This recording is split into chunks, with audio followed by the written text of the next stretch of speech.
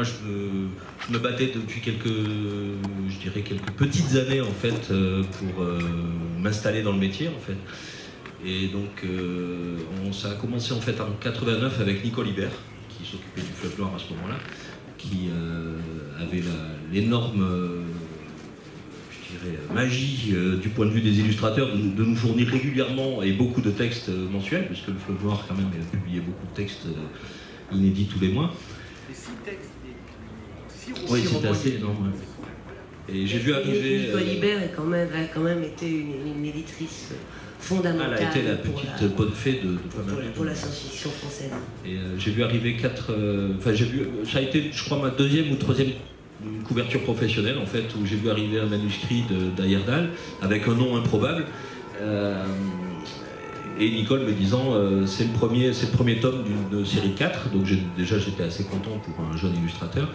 Et en fait la rencontre elle-même, en fait, elle s'est faite autour de l'Histrion, simplement parce qu'après avoir fait les couvertures sur la première édition des 4 tomes de La Bohème et Livrée, en fait je m'étais amusé à inverser des scènes des différents tomes en fait. Et Yal a pensé ensuite que ça avait été une erreur de l'éditeur en fait, alors que c'était intentionnel de ma part d'illustrer le numéro 3 avec la couverture du 4 par exemple, des choses comme ça, donc c'était assez bon, je sais pas pourquoi j'avais eu envie à ce moment là, mais bref.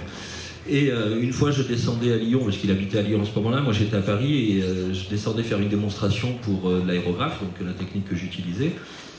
Je me suis dit tiens, il habite à Lyon, je vais quand même l'appeler puisque j'ai fait ce texte. Et je vois donc qu'il y avait son vrai nom sur le manuscrit. Je l'appelle, donc excusez-moi, c'est Gilles Francescano, je ne sais pas si vous voyez de qui il s'agit, mais je descends tel jour, j'aimerais bien vous rencontrer puisque j'ai fait vos couvertures.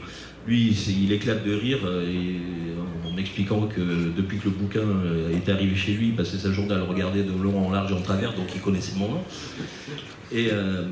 Et moi j'avais 2 jours de démonstration, il est venu me chercher le soir pour boire un verre au départ, puis finalement on a annulé l'hôtel que j'avais réservé, j'ai passé la nuit chez lui, et le lendemain matin j'ai annulé le salon parce que j'étais totalement fracassé, parce qu'il m'a fait découvrir et son univers, et sa logorée, parce que quand même, et le communard. Donc, voilà. Et ce qui fait que ça avait été une très belle nuit. Vous savez ce que c'est le communard? Cassis vin rouge? Oui. Cassis vin rouge pour ceux qui ne savent pas. Voilà, et l'Histrion, pour la petite anecdote, était au départ un projet de bande dessinée en fait, puisqu'on a commencé. Moi j'avais une carte en fait qui représentait, une carte de visite qui représentait une espèce d'arlequin, et il dit mais c'est mon personnage, on va travailler sur un truc. Il a envisagé, au départ c'était une bande dessinée, donc j'ai plein de planches de l'Histrion en bande dessinée qui n'ont jamais trouvé preneur. Et puis voilà, après, bon gré, mal gré, il a sorti le bouquin et puis on a continué ensemble. Et puis il y a eu des cadeaux mutuels comme ça. Jean-Claude Mouniac, vous parliez donc du talent de Yal et de son entrée dans le space opéra, puisqu'il est vraiment commencé comme ça. Qu'est-ce qui fait particulièrement l'intérêt des space opéras d'Heyerdahl? D'abord, ce qui fait l'intérêt des space opéras d'Heyerdahl, c'est que ce sont des incarnations de la manière dont l'ancien monde laisse la place au nouveau. Que ce soit l'Histrion, que ce soit la Bohème et Livrée, que ce soit même ce qu'il a fait après, même ce qu'on a fait dans Étoile Noire, il y a visiblement l'envie, à la limite, de tout fracasser, mais pas fracasser pour le plaisir de le fracasser parce que c'est le seul chemin qui mène vers une reconstruction sur des bases différentes. Et de ce côté-là, ce qui était extraordinaire dans la Bohème et Livrée, donc son premier, c'est d'avoir cet empire immédiat extraordinaire qui couvre tout et de s'apercevoir qu'un petit groupe d'artistes cinglés est en train de le détruire de l'intérieur, simplement parce que l'empire en question n'est pas solide, il est figé, et comme toute chose figée, elle est rongée par les vers de bois, et à un moment donné on fait pige, et puis tout s'effondre. Et il est capable, il est même, c'est sa spécialité, il décrit ce moment-là, le moment où on appuie sur le truc solide et où en fait on le voit se casser. C'est ça, cette capacité-là. C'est pas la capacité de Ian Banks de construire un univers où tout marche bien, c'est la capacité de dire, écoutez les mecs, vous croyez que ça tient, mais ça tient pas. Et on peut faire autre chose de lui. Avec en même temps une dimension intime extrêmement présente, surtout dans la Bohème et Livrée, mais dans la plupart de ses romans, il y avait toujours un morceau de lui, un morceau de ses convictions, de ses failles aussi, de ses peurs. Une chose aussi pour Yal, c'est tellement évident qu'il faut quand même le rappeler, il a les plus beaux personnages féminins de la science-fiction française, ça vous plaît. c'est un personnage de ce côté-là. Il a su mettre en scène des gens dont on se dit qu'est-ce que j'aimerais les rencontrer. C'est extraordinaire. Et je sais pas, la plupart de ces personnages ont la plupart de ces romans ont des personnages centraux qui sont féminins. Ouais, le jour que je lui ai posé la question, la première fois que je l'ai interviewé, je lui ai demandé mais comment se fait-il que toutes vos femmes sont fortes et intelligentes et combatives et tous vos hommes sont falots? Il dit mais dans la vie, les gens que je rencontre, ils sont comme ça. C'était aussi son humour caustique de temps en temps. La façon de raconter, la façon de mettre en scène un personnage aussi, c'est quelque chose d'assez frappant. Peut-être qu'on le sent encore plus dans ces thrillers. Est-ce qu'on pourrait peut-être justement, Sarah, parler du moment où il entre aussi en thriller, tout en ne renonçant pas à tout ce qui fait sa science-fiction, son premier thriller? Parlez-nous-en. Transparence. Transparence qui est un roman extraordinaire. Mais oui, c'est un thriller. Mais c'est un thriller écrit par un auteur de science-fiction. Et donc avec la rigueur, avec la recherche, avec le travail sur les personnages et sur l'intrigue, beaucoup plus poussé que n'emploierait un auteur de thriller traditionnel. Avec en même temps ces personnages extraordinaires, avec Naïs, la tueuse en série, que tout le monde aime. Le nombre de petites filles qui s'appellent Naïs aujourd'hui est assez hallucinant. Et à nouveau, c'est cette dichotomie de cette femme très forte, à la fois très fragile mais très très forte, et cet homme qui l'aime et qui la recherche, et qui lui est tout à fait effacé, tout à fait presque transparent. Ça, il a une transparence qui n'est pas la même que celle...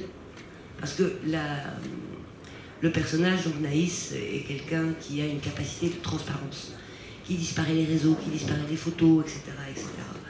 Idée qu'il avait empruntée surtout à Roland Wagner et un petit peu à Christopher Priest.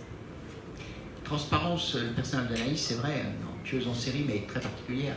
Et au fur et à mesure qu'elle tue des gens, finalement, on trouve que c'est dommage qu'il n'en ait pas quelques-unes pour nous débarrasser de quelques individus.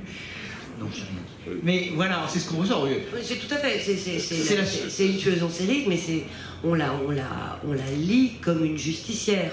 Au bout de très très vite, on est parfaitement d'accord avec ses meurtres, avec la manière dont elle les commet et avec le choix de ses victimes. Et celui qui court après, qui en effet est tombé amoureux du personnage, qui théoriquement la traque parce qu'il travaille pour des services policiers, en fait, oui, lui est... C'est vrai, c'est intéressant ce que vous disiez, c'est-à-dire que lui est transparent, mais pas du tout de la même façon. C'est deux personnages transparents, un l'est réellement dans la vie, Phallos, c'est un personnage intéressant, qui n'est pas réellement Phallos en réalité, qui va se révéler, et elle n'est tout sauf transparente, sauf qu'elle sait le devenir. L'un, c'est naturel, et il va montrer qu'il est capable de plus quand il faut s'engager, et elle, à l'inverse, elle sait se dissimuler, alors que sinon elle éclate en pleine lumière. Y compris la première scène, le premier chapitre, incroyable. Avec Parleur, donc Chronique d'un rêve enclavé, le premier chapitre de Transparence, comme celui de Chronique d'un rêve enclavé, est un texte à lui tout seul. C'est presque une nouvelle. Tellement c'est fort, tellement c'est... Mais bon, c'est des textes qu'il a réécrit, parfois des dizaines de fois. Et encore, et puis faire lire par Jean-Claude, puis par moi, puis... Mais il était persuadé que le premier chapitre est le plus important. Mais ça, c'était un point évident. Et en ce qui concerne le premier chapitre, justement, de Transparence, il faut savoir, il y a un truc qui nous est arrivé il y a les mois. À l'époque, on écrivait étoilement, donc 5 ans avant Transparence. Il m'amène à Lyon et Yann déteste les villes. Autant tu le largues dans la nature, il est content, autant la ville est une chose qu'il n'aime pas. Et moi, je suis un urbain profond. Donc, tu vois, on avait vraiment des différences. Et à un moment donné, je lui ai dit, écoute, tu me ramènes en repassant par les mêmes endroits où on est passé, parce qu'on revenait vers la voiture, par le même endroit par où on était passé pour aller. Et puis, il mettait ses pieds dans ses propres traces, quoi. C'était une chose pour éviter de voir des choses dans la ville de plus que ce qu'il avait pu faire. C'était la ligne droite. Et je lui ai dit, attends, une ville, c'est pas ça. Et à un moment donné, je lui ai dit, écoute, je vais te montrer le rythme d'une ville et le rythme d'une rue, et je vais t'expliquer comment on fait. Et je l'ai entraîné presque en le forçant un petit peu, et on a fait ça. Et il m'en a reparlé un an après, il m'a dit, tu sais, ça a été une expérience très dérangeante pour moi, donc utile. Et à un moment donné, je lui ai dit, le jour où tu seras capable d'avoir un personnage qui fait ça, ça voudra dire que tu as compris. Et quand il m'a filé Transparence, que je n'ai vraiment absolument pas intervenu en Transparence, je ne l'ai même pas relu. Il a voulu, il a dit on sort d'Étoile Mourante, je fais mon truc dans mon coin tout seul. Et c'était super. Et il m'a dit, lis ça et tu vas comprendre jusqu'où j'en suis arrivé. Et j'ai regardé, j'ai dit là, tu m'as bluffé, vraiment. Pas seulement pour ce premier chapitre, pour tout le reste, mais le premier chapitre, c'était ça. Et il m'a dit, voilà, à partir de maintenant, toutes les expériences, je les intègre, je les gère, et elles seront dans mes livres. C'est pas quelque chose que je veux, c'est pas quelque chose que j'aime, mais c'est quelque chose qu'il est nécessaire que je mette.